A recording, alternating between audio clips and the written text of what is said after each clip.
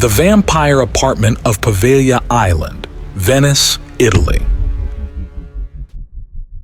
Have you ever heard of a place so haunted, so cursed, that even stepping foot there feels like tempting fate? Tonight, we venture into one of Venice's darkest secrets, a tale hidden in the shadows of history. On the desolate Poveglia Island, infamous for its tragic past of death and despair, lies an abandoned apartment, a place whispered to harbor horrors that defy the imagination. Some call it the Vampire Apartment. But let me warn you, this story may haunt your dreams. Poveglia Island sits in the Venetian lagoon, its decaying walls hiding centuries of dark history. Once a quarantine station for plague victims, it became a mass graveyard for the infected. Tens of thousands perished here, their screams forever echoing through the ruins. In the 1920s, a mental asylum added yet another layer of horror, with tales of patients being tortured by a sadistic doctor who later threw himself from the bell tower. Yet, there's one part of the island's history that few dare to speak of. An apartment block established in the mid-20th century for a handful of workers and their families. What happened there remains shrouded in mystery, but those who lived there spoke of a malevolent force, one that fed not just on their fear, but disturbingly on their blood. In 1955, the Ferraro family, a young couple with 2 children, moved into this isolated apartment block. Giovanni Ferraro had taken a job as a maintenance worker, unaware of the island's grim reputation. Their stay was meant to be temporary, a stepping stone to a better life. But their hopes soon turned to dread.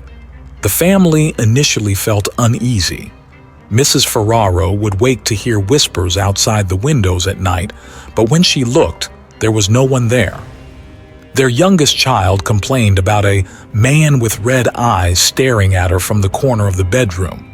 Giovanni brushed it off as a child's imagination, until he experienced something he could not explain. One night, Giovanni woke up to the sensation of weight pressing on his chest. He opened his eyes to see a shadowy figure looming over him. It vanished as soon as he screamed. The next morning, he found 2 puncture marks on his neck, small but fresh. Dismissing it as an insect bite, he carried on, but this was just the beginning. Over the following weeks, things grew worse.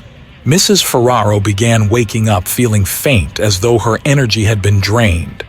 The children grew increasingly pale and lethargic. But the true horror was revealed when the family's dog started barking furiously at thin air before suddenly collapsing and dying on the spot. It wasn't long before Giovanni realized the marks on his neck had returned, this time larger and more pronounced. When Mrs. Ferraro examined her husband's neck, she screamed. Blood seeped from the wounds as though they had been freshly made. Their final night on Poveglia was the most harrowing. Giovanni woke to find his wife levitating off the bed, her eyes rolled back in terror. Invisible claws scratched across the walls, leaving deep gouges that dripped with a dark, viscous substance. The air reeked of iron, and the whispers grew louder, chanting in a language no one could understand. In sheer terror, the family fled, abandoning their belongings and never looking back. The Ferraro family's account might sound like the stuff of nightmares, but they weren't the only ones to report strange events.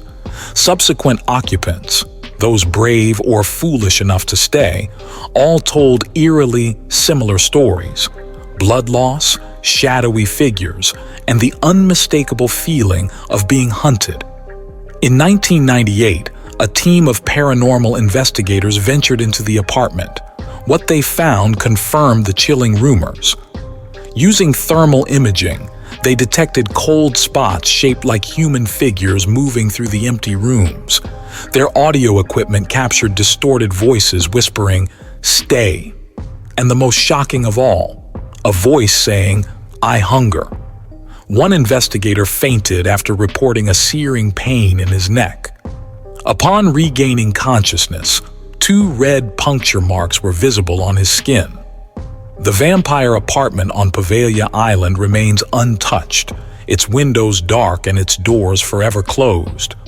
Locals refuse to go near it, calling it L'Appartamento del Vampiro. Some believe it to be cursed by the spirits of plague victims. Others think it's something far older, far darker. What fed on the residents remains a mystery, but one thing is certain. This apartment is not just haunted, it's alive. Would you dare to visit Poveglia Island and look into its abandoned apartment windows? Or will you heed the warnings of those who escaped its grip? Sometimes, curiosity can awaken what's meant to stay asleep. Thank you for joining us tonight.